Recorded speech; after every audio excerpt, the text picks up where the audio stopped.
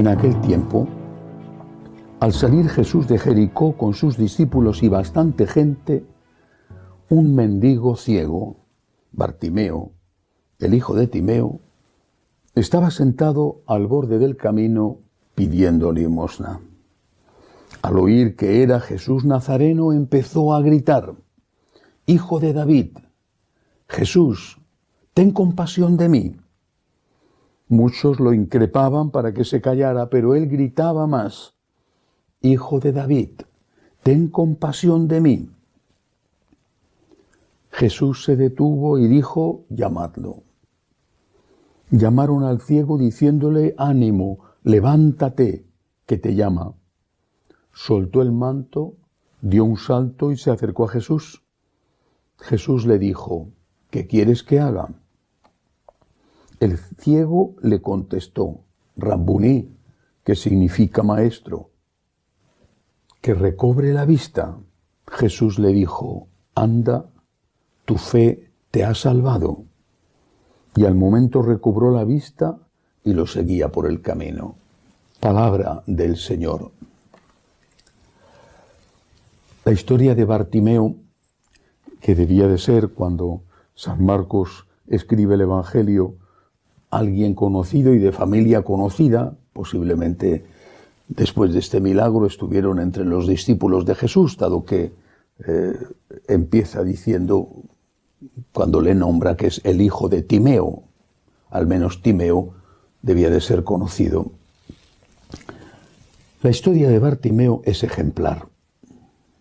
Estamos ante alguien ciego que lo pasa mal porque es un mendigo, dice San Marcos. Estamos ante un mendigo ciego. Seguramente tenía que pedir limosna debido a su ceguera porque no encontraba trabajo.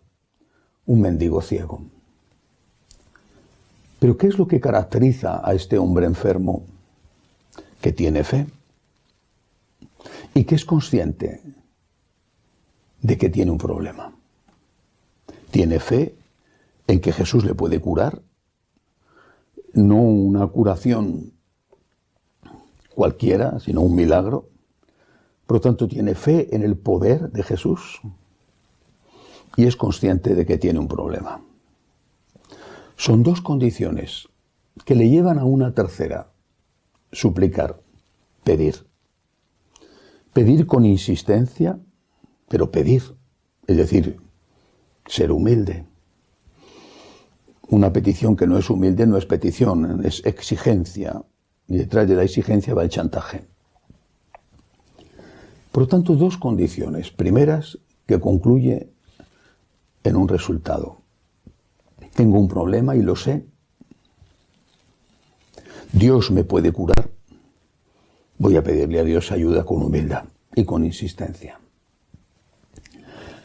He oído que en estos grupos donde se curan adicciones, como por ejemplo Alcohólicos Anónimos, el primer paso consiste en reconocer por parte de cada uno que tiene un problema de alcoholismo. Soy un alcohólico.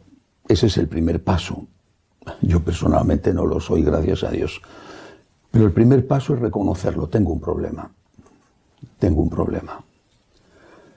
No todos reconocen esto. Al contrario. Hoy la mayoría se enfrenta, ataca a aquellos que les dicen: tienes un problema. Sobre todo cuando los problemas no son físicos, que se notan, sino cuando los problemas son espirituales, son morales o psicológicos. Oye, tienes un problema, ¿eh? Tu carácter, tu egoísmo, o tienes un problema, ¿eh? Tienes una adicción al alcohol, a la pornografía, al juego. Tienes un problema.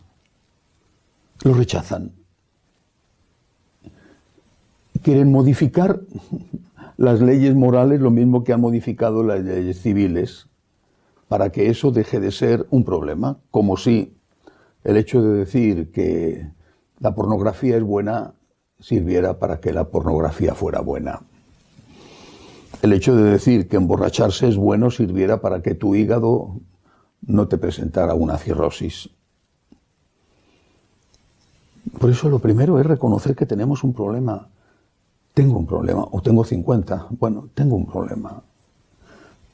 Hay que reconocerlo, hay que ser suficientemente humilde como para mirarse a sí mismo y no echar balones fuera diciendo la culpa es de los demás, las circunstancias, la herencia recibida, que bien podrán ser condicionantes, pero el resultado es que yo tengo un problema. En segundo lugar, creer en la fuerza de Dios, en la gracia. Se ha perdido también esa fe en la gracia. De cómo se va a poder vivir en castidad, por ejemplo. Una persona que ha roto su matrimonio, se ha vuelto a casar, pero quiere comulgar y se le dice puedes hacerlo si vives en castidad. Pero ¿cómo se va a poder vivir en castidad? ¿O cómo se va a poder vivir de esta o de aquella manera conforme a la ley de Dios? No, lo que hay que hacer es suprimir esas prohibiciones y que cada uno haga lo que quiera. No solo porque ingenuamente, insensatamente se piensa que el mal deja de ser mal porque lo consideremos un bien, sino porque hemos perdido la fe en el poder de Dios. Tú no puedes, pero Dios sí que puede. Con su gracia y con su misericordia, que te levanta cada vez que caes. Y luego el ciego, que es consciente de su problema y que cree en el poder de Dios, el ciego pide humilde e insistentemente ayuda. Señor, cúrame, tú puedes hacerlo, te lo suplico. Y Jesús le responde, tu fe te ha salvado, y le cura. La fe en que Dios puede, pero la fe que se manifiesta con humildad, pidiendo ayuda. No exigiendo ayuda, sino pidiendo ayuda. Analicemos nuestros problemas honestamente. Hagamos un examen de conciencia.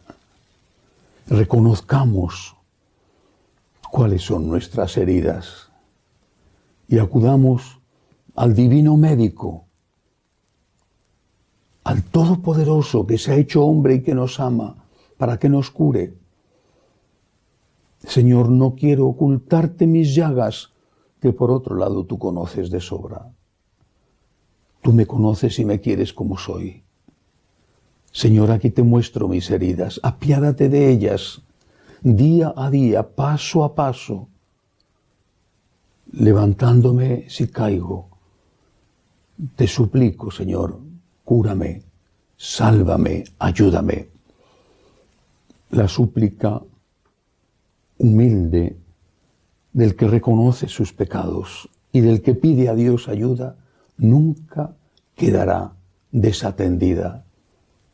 El ciego Bartimeo nos enseña el camino y nos enseña también el camino de lo que debemos hacer cuando hemos recibido la curación.